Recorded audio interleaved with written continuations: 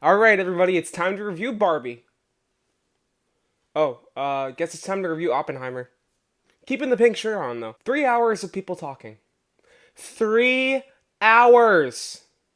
And I was intrigued by every second of it. Hi everybody, Anthony here from Anthony Productions, and today I'm going to give you my review of Christopher Nolan's latest epic, this time about the father of the atomic bomb, Oppenheimer. But before we get started, you know exactly what to do. Please leave a like, subscribe, and ring the bell so that you never miss any of my new reviews. Now let's get into it. Oppenheimer tells the story of J. Robert Oppenheimer, played by Cillian Murphy, and his humble beginnings as a student to his eventual status as the leader of the Manhattan Project that built the atomic bomb, along with the military investigation of Oppenheimer that happened after the bomb was dropped on Hiroshima and Nagasaki, all the way giving us major insights into the inner thoughts and demons of Oppenheimer, along with his ever-evolving political leanings and relationships with his family, friends, along with examining just how being the lead inventor of one of the deadliest weapons in history can really impact not just you, but the world you leave behind. There's a handful of directors you can almost always count on for a great filmmaking experience, even if the rest of the pieces of the movie don't really fit together all that well. James Cameron, Alfonso Cuarón, Quentin Tarantino, and of course, Christopher Nolan. In my opinion, Nolan's dedication to practicality, realism, and fleshing out every aspect of his story, world, and lore really goes a long way in making every single one of his movies insanely rewarding and rewatchable, and Oppenheimer is no different. For starters, there is zero CGI in this film.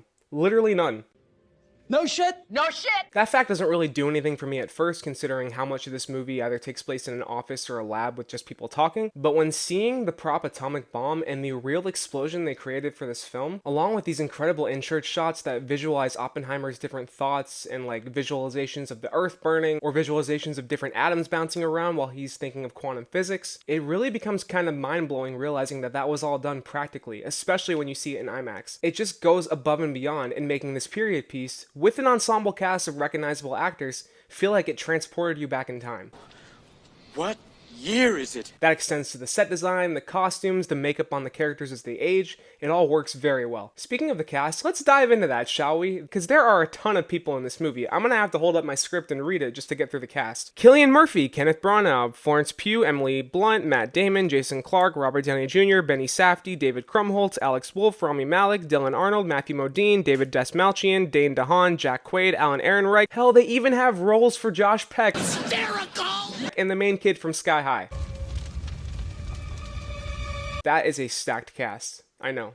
Barbenheimer took like half of Hollywood away. But since there are so many characters in this movie, I'm really just going to focus on Cillian Murphy, Florence Pugh, Matt Damon, Emily Blunt, and Robert Downey Jr., since they have some of the most important standout roles in this movie. Starting with Cillian Murphy, who is absolutely incredible in this film. I don't really have a basis on who Oppenheimer was in real life outside of just helping create the atomic bomb, but I will forever associate Cillian Murphy with that name from now on. His physicality alone, from what I heard, it's a rumor that he ate an almond a day for his physicality, and it looks like a strong gust of wind would blow him over. He's so skinny. He constantly looks like he's either on the verge of madness or like he has had zero sleep the night before. Did you sleep okay last night? Great.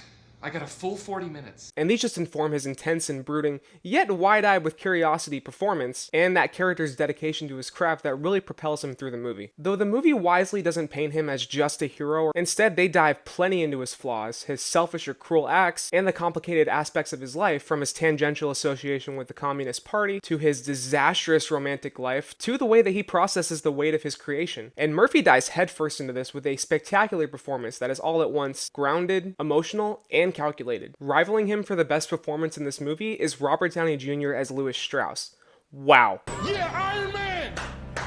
Now, I always thought that Robert Downey Jr. was a great actor, and he really went out on a high note in Endgame. But when you have the kind of Marvel money he does, like off and buy a random island to turn into your own private utopia kind of money, I kind of expected a performance that was a little lackluster or phoned in. Nope. Not from Robert Downey Jr. He brings every ounce of fire and intensity that he has to this role, stealing every single scene that he's in, and ending up being one of the things that stuck with me the most about this movie. Truman needs to know what's next. What's next?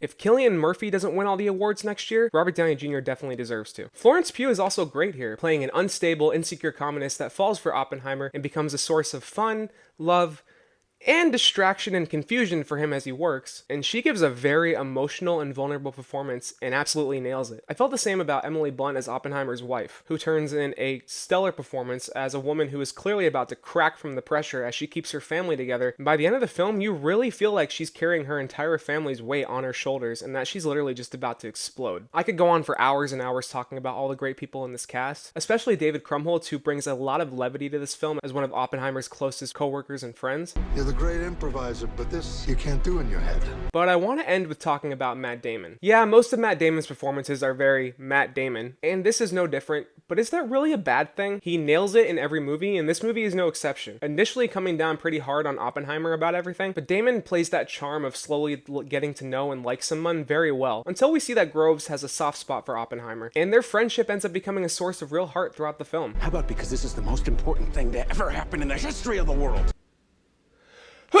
He was just another immaculate, well-oiled part of the giant machine that is the cast here, and like the production design, they all go a long way in making this 3-hour epic just as intriguing and fascinating as it has every right to be, from beginning to end, as does the script, which somehow covers so many years, important topics and specific points in Oppenheimer's life, politics that absolutely never feel preachy. Preaching! We're not being preachy. And complex ideas of morality and ethics in the face of scientific discovery that it's honestly mind-blowing that I was never bored throughout this movie. And when that's paired with Christopher Nolan's always top-notch direction and pacing, the movie's 3 hours absolutely fly by, leaving you feeling changed and pretty haunted by the time the credits roll. Oh, and I definitely cannot forget to mention the sound and Ludwig Göransson's score. The sound at times was theater shaking, and it took scenes of arguing in a boardroom or debating in a laboratory that were already kind of intense and just bumped that up to 11, especially when focusing in on Oppenheimer's heartbeat, playing an intense, bass-filled booming sound that just gets quicker and quicker, making you feel all the more tense and uneasy, putting you right in Oppenheimer's shoes, or giving you the sound of a real explosion in a very grounded way. And the score?